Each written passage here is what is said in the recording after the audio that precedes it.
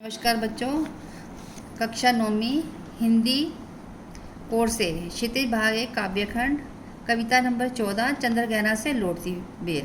पहली वीडियो में आपने इस कविता का सार देखा था। बच्चों आज हम ये कविता पढ़ेंगे। देखिए ये कविता क्या है।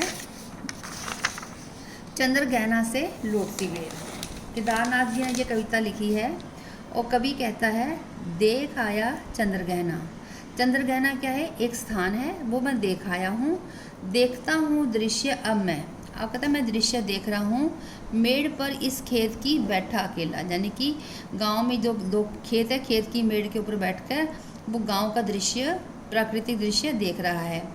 एक बीते के बराबर, यानी कि एक बलिशात मैंने ये हरा ठिगना चना, यानी चने का पौधा देखा जो कि छोटा सा है।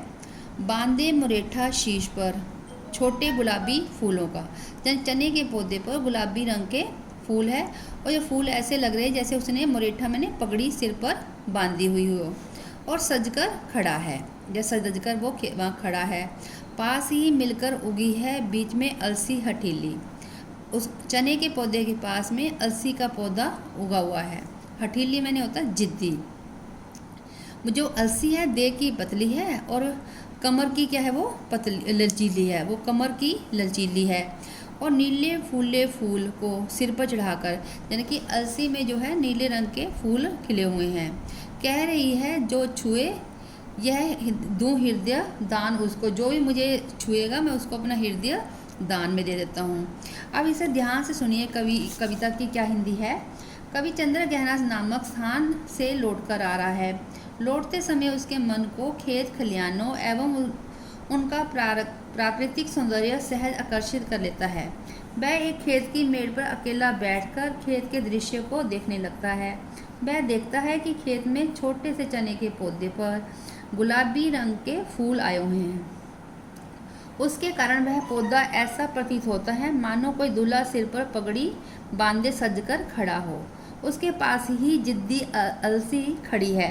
अलसी शारीरिक रूप से दुबली पतली है, उसकी कमर लचीली है, उस पर नीले रंग के फूल खिले हुए हैं। वो ऐसा प्रतीत हो रहा है मानो कह रही हो कह रही हो जो मुझे छुए अपना हृदय मैं उसी को दूंगी।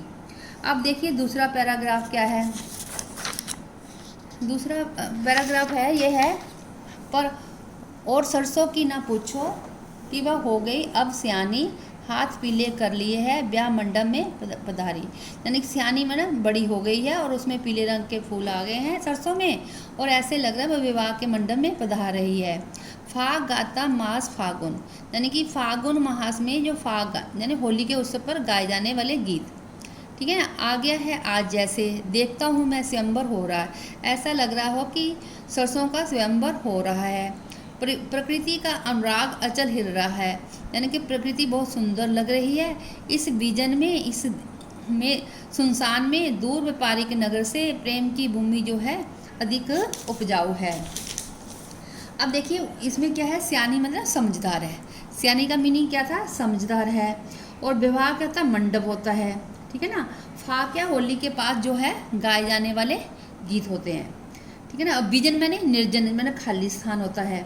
अब देखिए उधर सरसों की तो बात ही क्या है, लगता है अब सरसों समझदार हो गई है, अर्थात सरसों के पौधे बड़े हो गए हैं और उस पर पीले पीले फूल आ गए हैं जिन्हें देखकर लगता है कि वह हाथ पीले करने अर्थात विवाह के लिए तैयार होकर मंडप में आई है। फागुन मास में फाग जैसा लोकप्रिय लोकगीत गाया जाने लगा है। कवि को लगता है कि स्वयंवर हो रहा है। इस निर्जन क्षेत्र में प्रकृति रूपी माँ का प्रेम भरा आंचल लहरा रहा है। सब प्रेम में डूबे प्रतीत होते हैं। अब बच्चों तीसरा पैराग्राफ देखिए। और पैरों के तले एक पोखर, यानी कि गांव में पोखर मैंने एक तालाब है ना, उसमें उठ रही है लहरियाँ, लहरियाँ मैंने लहरें उठ रही हैं। नील तल में जो उगी है घास बुरी, उसके नीले तल पर भूरे रंग की घास उगी हुई है और वह घास भी लहरियाँ ले रही है।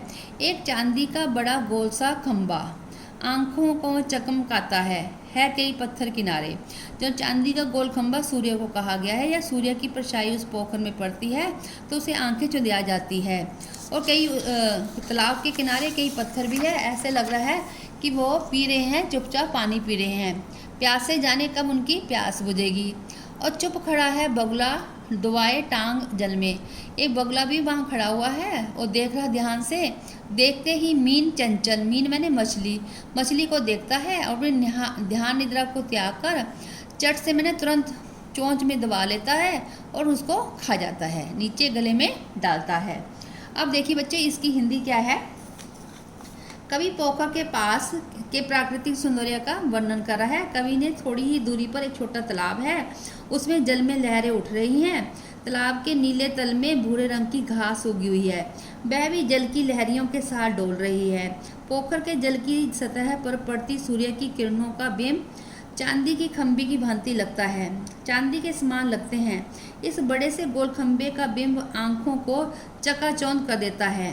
तालाब के किनारे पड़े कई पत्थर पानी पीते हुए लगते हैं, उनकी प्यास पता नहीं कब शांत हो गई। पोखर के जल में बगुला ध्यानस्थ मुद्रा में खड़ा है, किंतु जब वह चंचल मछली को देखता है तो तुरंत अपनी ध्यान निद्रा को से झाँक कर और अपनी चोंच से मछली को पकड़ लेता है और तुरंत गले में उतार लेता है। ठीक है ना। आगे देखिए, एक काले माथे वाली चिड़िया श्वेत पंखों के जपटे मार फौरन टूट पड़ती है भरे जल पर। एक चिड़िया है जिसका माथा सफ़ेद रंग का है और काले रंग का है और उसके जो पंख है सफ़ेद रंग के हैं। ठीक है ना। और चोंच जो है उसकी कैसी है, पीले रंग की उसकी चोंच है। टूट पड़ती है भरे जल के हृदय पर एक उजली चटुल मछली। जैसे उसको कोई मछली दिखती है, वो अपनी पीली चोंच में दबाकर और दूर उड़ती गगन में और दूर आकाश में उड़ जाती है। आगे देखिए, भूमि ऊंची है जहाँ से रेल की पटरी गई है। उसके पास में है ऊंची सी जगह है जहाँ से रेल की पटरी रेल जाती है, लेकिन रेल के अभी टाइम नहीं है, तो कभी वहाँ पर बैठ जाता है और मुक्त हवा में वहाँ का प्रकृति नज़ारा देखना चाहता है। अब देखिए इसमें क्या है हिंदी में। काले माथे वाली एक चतुर चिड़िया अपने सफ़ेद पंखों से जल में झपट्टा मारकर एक चतुर मछली को पकड़कर आकाश में उड़ जाती है। पोखर से कुछ ऊंचाई पर रेल की पटरी है, जहां भूमि कुछ ऊंची है। इस समय रेल के आने का समय नहीं है, कभी को कहीं आना जाना नहीं है, इसलिए वह सुषंद है। उसके पास प्रकृति के सौंदर्य का निहारने का समय है। आगे देखिए, चित्रकूट की अनगढ़ चौड़ी कम ऊंची कोई ऊंच पहाड़ियाँ। चित्रकूट में जो पहाड़ियाँ हैं वो कम ऊंची है और दूर दिशाओं तक फैली हुई है, बहुत दूर तक फैली हुई है। बांझ भूमि पर, वहाँ बंजर भूमि है, बांझ यानी बंजर भूमि है। इधर उधर रीवा के पेड़ जो है बबूल के पेड़ों की तरह ही होते हैं, कांटेदार है, कुरूप है, जो देखने में सुंदर नहीं है। सुन पड़ता है और वह सुनाई देता है, मीठा मीठा रस टपकता है सुग्गे का स्वर, यानी सुग्गा मैंने तोता, तोते के बोलने का स्वर बहुत अच्छा लगता है। तोता टें टें टें टें करता है, ऐसा कवि को सुनाई देता है। अब देखिए इसमें है, कवि के सामने खेतों के समीप चित्रकूट की उबड़ खाबड़ बेडोल चौड़ी और कम ऊंचाई वाली पहाड़ियाँ दूर दूर तक फैली हुई है।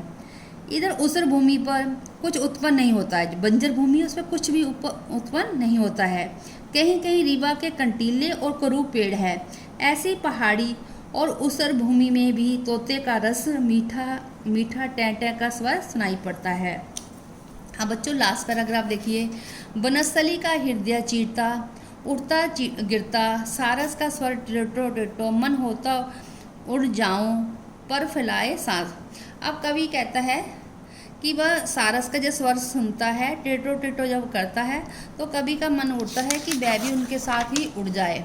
जहाँ जुगल जोड़ी रहते हैं, जहाँ पर जो सारस रहते हैं हरे खेत में, सच्ची प्रेम कहानी सुन लो, मैं भी उनकी चुपके से चुपके जाकर सच्ची प्रेम कहानी सुन लो। अब सुनिए इसमें क्या, जंगल का हृदय चीरता हुआ सारस का स्वर भी सुनाई पड़ता है। कवि का मन करता है कि वह भी सारस के जुगल जोड़े के साथ उड़कर वहाँ जाए जहाँ वे दोनों रहते हैं और उनकी प्रेम कहानी को चुपचाप सुने। ठीक है। आगे देखिए बच्चे, कार्यपत्र का आपने क्या करना है, जो अपन की पाठ्यपुस्तक में क्वेश्चन है। पहला क्वेश्चन है, इस विजन में अधिक है पंक्तियों में नगरीय संस्कृति के प्रति कवि का क्या आक्रोश है और क्यों। दूसरा, सरसों को सियानी कहकर कवि क्या कहना चाहता होगा। तीसरा प्रश्न है, अलसी के मनोभावों का वर्णन कीजिए। चौथा है अलसी के लिए हठीली विशेषण का प्रयोग क्यों किया गया है। चांदी का बड़ा सा गोल खंभा में कवि की किस सूक्ष्म कल्पना का आभास मिलता है। धन्यवाद बच्चों।